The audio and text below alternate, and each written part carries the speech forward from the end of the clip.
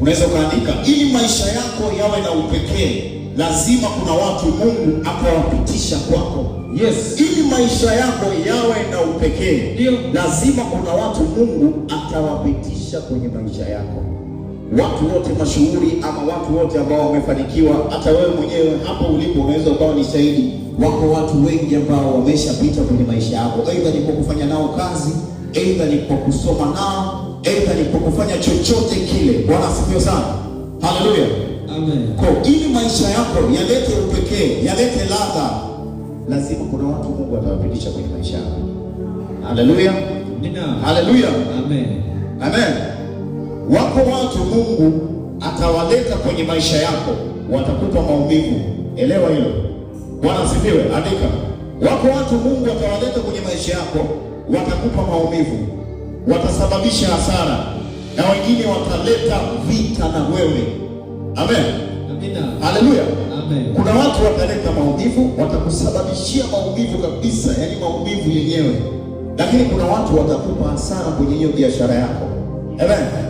Kuna watu pia watainua vita, lakini ni watu wote ambao Mungu amewaleta kwako. Ndio. Amen. Amina. Wote wanabaki kuwa ni watu ambao Mungu amewaruhusu waje kwako. Haijalishi wamesababisha nini, kiwe ni kizuri kiwe ni chema, ila ni wote Mungu amewaruhusu wapite kwenye maisha yako.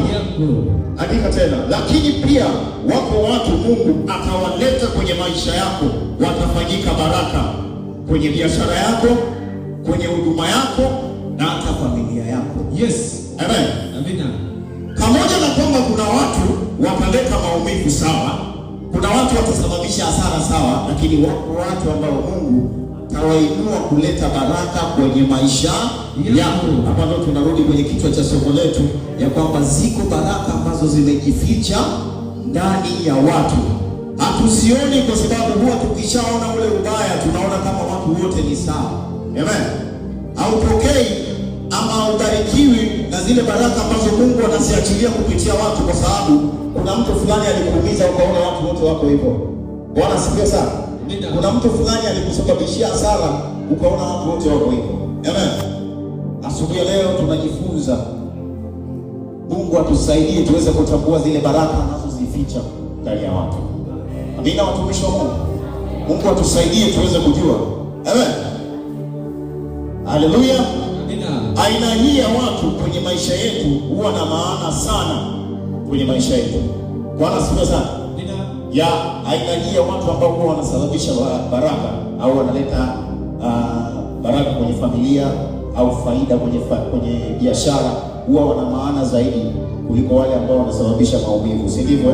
Ndio. Huwa tunawaona kuwa ndio watu ambao yamkini Mungu kweli amemkusudia huyu aje kwenye maisha yao, kwa sababu baada tu ya yeye kuingia kwenye maisha yangu nikaanza kuona mabadiliko, nikaanza kuona utofauti, nikaanza kuona vitu tofauti vikikua. Amen.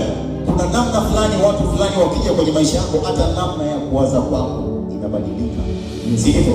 Lakini kuna watu fulani wakija, namna ya kuwaza kwako, ulikuwa unawaza vitu vikubwa, unajishangaa unaanza kuwaza vitu vidogo. Kwa nini? Kuna connection ya wale watu ambao, kuna kitu ambacho Mungu anakiweka katika wale watu wanaowaruhusu waje kwenye maisha yako. Amen.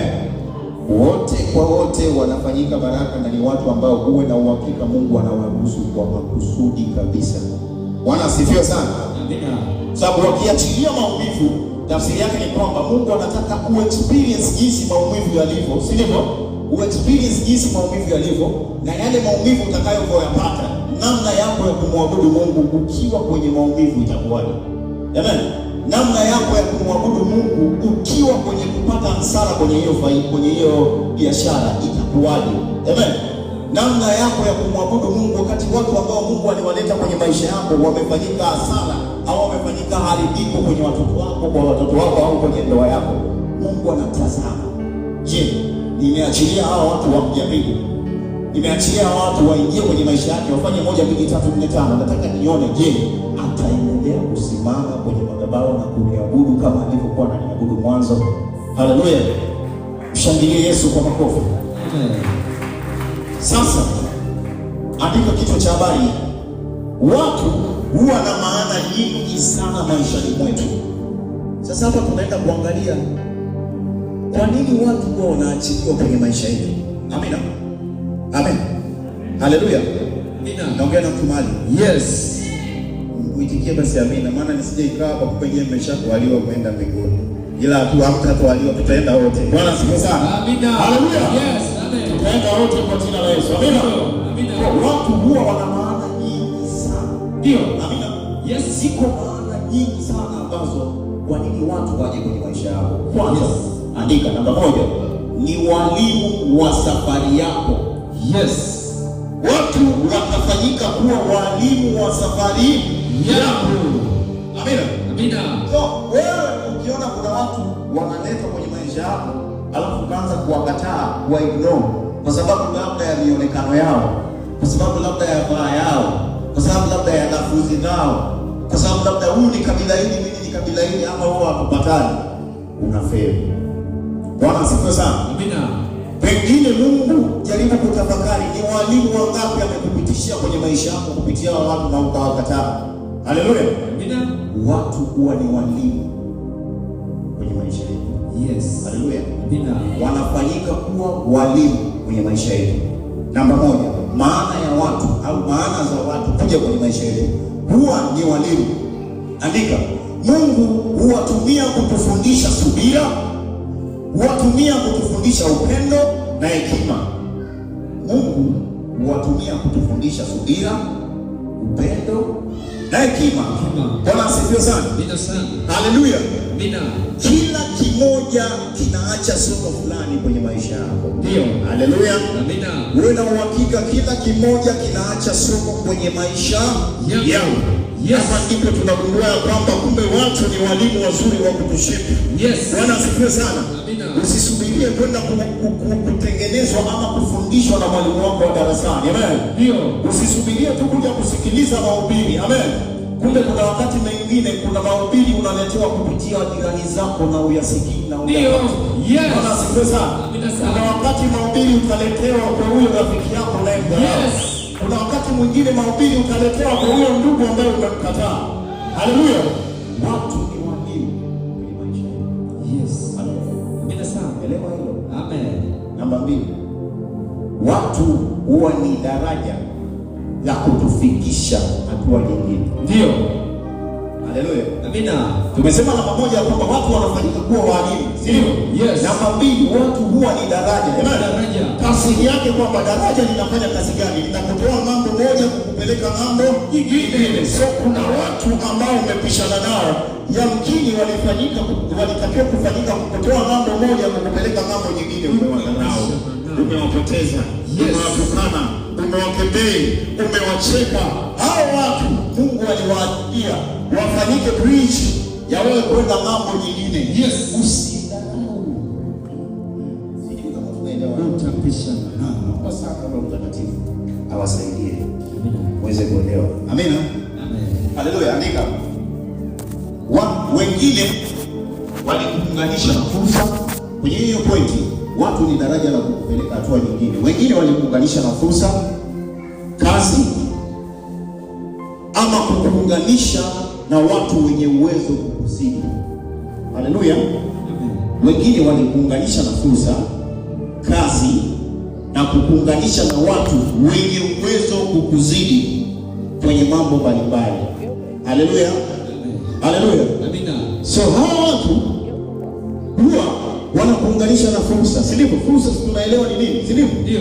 So kuna wakati mwingine hawa watu ambao Mungu anawaachilia kwenye maisha yako, wanapokuwa wanakuja, kuna wakati anapokuja kwenye maisha yako hautamuelewa. Bwana asifiwe sana. Yaani kuna wakati mtu akija ukimwangalia hivi unaona huyu mbona sio type yangu, si ndivyo? Lakini kuna kitu kabeba. Haleluya. Kuna kitu kabeba. Ndio. Haleluya. Amina. Kuna kitu kabeba kwa ajili yako. Ndio. Haijalishi muonekano wake utakuwaje. Yes. Haleluya. Yesu mwenyewe alitukomboa. Kuzaliwa kwake alizaliwa wapi? Alizaliwa wapi? Kwenye zizi. Yes. Si kwenye zizi? Ndio. Sasa umeliona kwamba huyu mkombozi wa ulimwengu mbona kazaliwa hapa? Hivyo ndivyo ambavyo watu wanapokuja kwenye maisha yako, wanapozaliwa kwenye maisha yako kwa ajili ya kuja kukupa fursa ama kukutanisha na watu wengine wenye uwezo zaidi yako. Wanapokuja utakuwa na macho ya ukawaida katika kuwatazama, lakini ni watu ambao wamebeba vitu vya tofauti kukuliko. Sijui kama unanielewa vizuri. Amina sana. Ndio. Amen. Kwa watakuunganisha na fursa. Wanafanyika daraja kwa nini? Kwa sababu watakuunganisha na fursa. Ndio. Haleluya. Watakuunganisha na watu wengine wa maana zaidi. Yes. Bwana asifiwe sana. Amina. So kuna wakati mwingine wewe mwenyewe unaweza usifike kwa mtu fulani. Elewa? Kuna wakati mwingine unatamani kufika kwa mtu fulani, lakini hauwezi kufika kwa huyo mtu mpaka upite kwa mtu fulani. Bwana asifiwe sana. Amina. Unaona hata kwenye maofisi mengi ukienda, ukiwa na shida na mheshimiwa fulani, ni lazima utafuata zile protocol. Ndio. Bwana asifiwe sana. Yes. Utaanzia hapa kwa mlinzi, ukitoka utapelekwa kwa secretary atakukagua, utaenda mpaka unafika kwa yule mtu ambaye ulikuwa umekusudia kwenda kumuona. Bwana asifiwe sana. Amina sana. Namba moja nimesema watu huwa ni walimu wa maisha yetu. Namba 2 nimesema ni daraja la kutufikisha hatua nyingine. Namba 3 ni kipimo cha tabia yako. Yes. Bwana asifiwe sana. Amina. Ni kipimo cha tabia yako, namna utakavyowatendea baada ya kufanikiwa itatafsiri kweli umebadilika, haleluya, au umejaa kiburi. Haleluya. Amina. Haleluya. Amen. So hao watu ambao Mungu anawaachilia kwenye maisha yako, baada ya kuachilia kwenye maisha yako, sasa baada ya wewe kufanikiwa, si wamekuvusha, si wamefanyika daraja, wamekupeleka mambo nyingine, si wamefanyika daraja, wamekupeleka sehemu nyingine, si ndio? Sasa baada ya wewe kufanikiwa, tabia yako itatafsiri, je, kweli umejaa na hekima ile waliokufundisha kabla ya wewe kufanikiwa, ama kiburi bado kimejaa ndani yako? Amen. Nanielewa watu wa Mungu? Amen. Hiyo tafsiri utakisoma. Kwa maana hapo tunapata kwamba watu hawa, maana yake na maana ya tatu ni kwamba ni kipimo cha tabia yako. So kuna wakati mwingine usikudanganya kwamba wewe una tabia nzuri wakati hatuoni mchangamano wako na watu wengine. So kuna wakati kuna tabia unaweza ukawa nazo, zinaweza zikawa zinakutafuna, ila ukiwa na mtu fulani atakwambia hichi kitu acha. Ndio maana tunakuja kwenye ule msemo wa kwamba yule yeyote anayekwambia ukweli ndiye rafiki. Yes. Yeyote anayekwambia ukweli ndiye rafiki wa kweli, hata kama unauma. Yes. Haleluya. Amina. Bwana asifiwe sana. Amina. Yeyote anayekwambia ukweli, huyo ndiye rafiki wa kweli. So kuna hao watu ambao Mungu huwa anawaachilia kwenye maisha yako. Wao siku zote wakiona umeenda kushoto watakwambia rudi kulia. Wakiona umeenda kulia watakwambia rudi kushoto. Yes. Hao watu umewapoteza kwa sababu umeona wanakuingilia kwenye maisha yako. Bwana asifiwe sana. Kwa nini umewapoteza? Kwa sababu walikuwa wanakuambia kitu ambacho kitasaidia nafsi yako. Amina. Haleluya. Wanakuambia kitu kabisa ambacho kitasaidia nafsi yako, kitu kitakachosaidia hatima yako, kitu kitakachosaidia maendeleo yako, kitakachosaidia huduma yako, lakini unawapoteza. Unapojaribu kutafakari, ni watu wangapi ambao mpaka sasa hivi katika ukuaji wako umeanza nasari, umeenda mpaka chuo? Kuna watu ambao Mungu alikuwa anawapitisha kama marafiki, kama washirika, kama wafanyakazi wenzako, na walifanyika kuwa wanakuambia ukweli, hichi kitu acha, tumishi, na unashuhudiwa kabisa ndani ya moyo wako kwamba this is wrong, hiki ni kibaya, si ndivyo? Lakini ukijaribu kumwangalia, unaona huyu amepata wapi mamlaka ya kunielekeza ama kuniambia hii mamlaka au hii nguvu unaitoa wapi? Unajiuliza vile. Akumbe kuna watu ambao Mungu anawaachilia kwenye maisha yako ili kushape tabia yako. Haleluya. Sio kuna tabia zingine wazazi wako wanaweza wakashindwa kukushape. Ndio, mke wako anaweza akashindwa kukushape. Yes. Mume wako anaweza akashindwa kukushape. Marafiki wengine ambao pengine ni wa karibu ambao mmekuwa nao wanaweza wakashindwa, ila kuna mtu ambaye Mungu atamuinua. Ndio. Na hawa watu asikudanganye mtu. Mungu anapowaleta kwenye maisha yako unawajua kabisa. Unakuwaga tu na kiburi fulani kwamba unajaribu kujizima data, watoto wa mjini wanasema. Yaani kwamba huyu ni nani? Hii mamlaka ameipata wapi ya kunielekeza mimi? Kumbe kile kitu anachokwambia kitaishape tabia yako. Kubali. Amen. Yes. Kubali. Amen. Amen. Haleluya. Amina. So usiweke moyo mgumu, kwa sababu hao watu ambao Mungu anawaachilia kwenye maisha yako Ndio. tengeneza tabia yako. Yes. Haleluya. Amina. Haleluya. Amen. Amen. Chapie Yesu makofi. Amen. Namba 4 ni kumbukumbu ya neema ya Mungu. Hawa watu, maana nyingine, kwa nini watu huwa wanakuja kwenye maisha yetu, au kwa nini Mungu anaachilia watu kwenye maisha yetu? Ni kumbukumbu ya neema ya Mungu. Amen. Amina.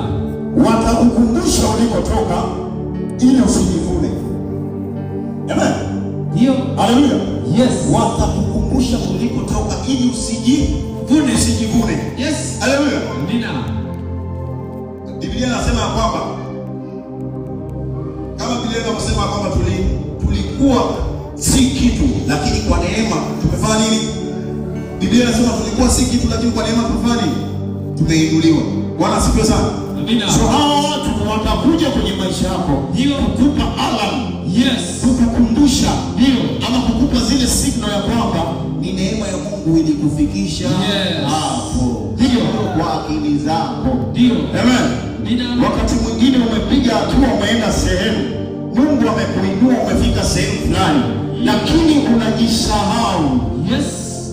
Kawaida ya mwanadamu siku zote, unajua, ndio maana wanasema pata pesa kuijue tabia yako.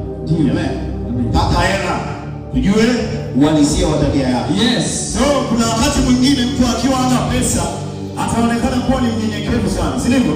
Ndio. Lakini baada ya kupata pesa kuna kiburi fulani kinainuka ndani yako. Ndio. Baada ya kupata pesa kuna majivuno fulani yanainuka ndani yako. Yes. Baada ya kupata pesa kuna dharau fulani zinainuka. Sasa wako watu ambao Mungu anawaandaa kukukumbusha neema ya Mungu kwenye maisha yako ulikotoka. Yes. Amen. Usiwakatae hawa watu. Ndio. Amina. Usiwaignore hawa watu. Amina. Usiwadharau hawa watu. Amina. Kwa sababu watakupa kukumbuka kule ulikotoka. Yes. Na ile neema ya Mungu iliyokubeba, ndio ulikokuwa chini.